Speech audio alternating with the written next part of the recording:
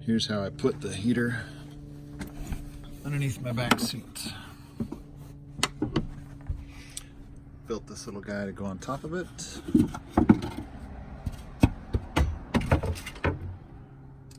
There, the intake. Put an extra little intake hole there.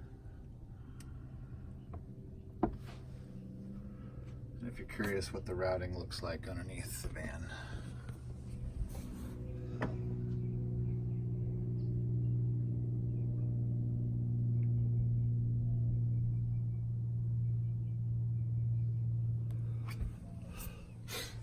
And the LCD monitors up there, which I currently have the power off to it since the van's sitting this week.